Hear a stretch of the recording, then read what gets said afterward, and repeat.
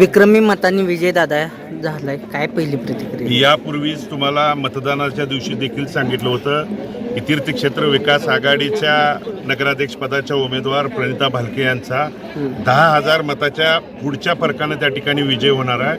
आज 11,136 मतांनी 11,136 मतांनी त्या ठिकाणी हा विजय प्रणिता भालकेंनी आणि तीर्थक्षेत्र विकास आघाडीच्या संपूर्ण शहरातल्या त्यांच्यासोबत कार्यरत असणारे मग सर्व सन्माननीय नगरसेवक पदाचे उमेदवार असतील, सर्व नेते मंडळी, आदरणीय अनिल दादा असतील, आदरणीय नागेश काका, दिलीप बापू, गणेश दादा, सर्व सोबत असणाऱ्या सहकाऱ्यांच्या पाठबळामुळं, सहकार्याच्यामुळं आणि असंख्य भारत नानांच्या पासून वडीलधारे असतील, ज्येष्ठ असतील, माता भगिनी असतील, तरुण सहकाऱ्यांनी जे परिश्रम गेले जवळजवळ 3 आठवड्याहून अधिक काळ त्या ठिकाणी हे यश संपादन करण्यासाठी, हा गुलाल मिळवण्यासाठीचं केलं, खऱ्या अर्थानं त्याचं आज या मताधिक्याच्या रूपानं सार्थकी झालं असं त्या ठिकाणी बोललं तरी काय वावगं ठरलं. मोठ्या प्रमाणावर क्रॉस वोटिंग झाली नाही, झालंय थोडंफार त्या ठिकाणी आहे.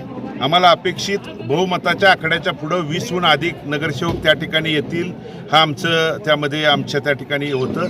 परंतु मताधिक्याचा असेल, बंडखोरींचा काय फटका त्या ठिकाणी झाला, परंतु 11+1 म्हणजे अपक्ष आलेला देखील माझ्या कुटुंबातलाच त्या ठिकाणी सदस्य आहे आणि तो देखील चांगल्या कामासाठी पाठीशी खंबीरपणे उभं राहील हे मनोमन त्या ठिकाणी ठाम विश्वास आहे. आणि नक्कीच तीर्थक्षेत्र विकास आघाडीनं जो वचननामा दिला आहे, जाहीरनामा दिला आहे, तो पूर्ण करण्यासाठी नक्कीच आम्ही त्या ठिकाणी येणाऱ्या 5 वर्षाच्या काळात कटिबद्ध असू. खरं तर अनेक पराभव तुम्ही पचवलेत. विधानसभेचा विठ्ठलचा पराभव पचवलाय, आज कुठेतरी गुलाल अंगावर पडलाय, काय मनात भावना आहेत आणि भालकेंचं पुढचं उद्दिष्ट काय? विठ्ठल कारखाना, विधानसभा. मुळात माझ्या वडिलांची आम्हाला त्या ठिकाणी शिकवण आहे. त्यांच्या बोटाला लहानाचं आम्ही मोठं झालो. यश देखील तितक्याच त्या ठिकाणी संयमानं पचवायचं असतं, अपयश देखील संयमानंच त्या ठिकाणी घ्यायचं असतं. गेली लगातार त्या ठिकाणी 2 विधानसभा असेल, कारखान्याच्या याच्यामध्ये झालेला पराभव जरी असेल तरी आज वडिलांची शिकवण माझी त्या ठिकाणी जिवंतपणे कार्यकर्त्यांच्या, आमच्या तीर्थक्षेत्र विकास आघाडीच्या मनामध्ये त्या ठिकाणी रुजू आहे. आणि नक्कीच त्यांनी दिलेल्या शिकवणीला अपयशातूनच त्या ठिकाणी यशाची आज पायरी गाठलेली आहे. आणि त्या यशाच्या बाबतीत मी तुमच्या माध्यमातून सांगतो, आज हा अंगावर पडलेला या तीर्थक्षेत्र विकास आघाडीला आम्हाला आमच्या अंगावर पडलेला गुलाल इथून पुढच्या काळात प्रत्येक ठिकाणी गुलालच त्या ठिकाणी दिसेल.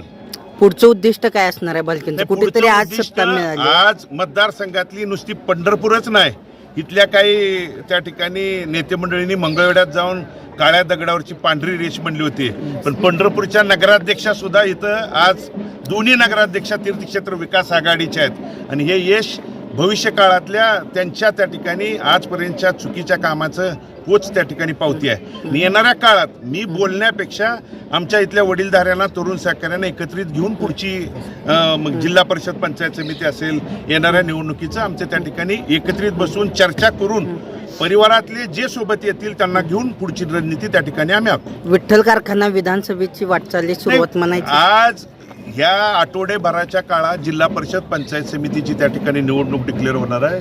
आमच्या परिवारातले सगळे, आता मी आज म्हणलेले मान्यवर असतील, परिवारातले जे सोबत येतील त्यांना सोबत घेऊन उद्याची जिल्हा परिषद, पंचायत समिती पंढरपूर आणि मंगळवेढ्यातली ताकदीनच याच पद्धतीनं पंढरपूर आणि मंगळवेढ्यात जसा गुलाल घेतला तसंच दोन्हीकडे त्या ठिकाणी गुलाल घेण्यासाठी आम्ही कटिबद्ध. मोठा विजय आहे. विजय कुणाला समर्पित करणार? विजय खऱ्या अर्थानं कार्यकर्त्यांचा आहे आणि कार्यकर्त्यांच्या मनामध्ये भारत नानांचे जे काळ आहे, आज जरी ते हयात नसलं तर भारत नाना या कार्यकर्त्याच्या मनामधली जिद्द असेल, उर्मी असेल, प्रचंड त्या ठिकाणी घेतलेलं त्यांनी आज कष्ट असेल, त्या कष्टामध्ये कार्यकर्त्यांनी भारत नानांना परत एकदा जिवंत ठेवण्याचं काम या निकालातून दाखवलेलं आहे. आणि येणाऱ्या काळात प्रत्येक ठिकाणी तुम्हाला गुलाल दिसेल. नानांची आठवण झाली 100%.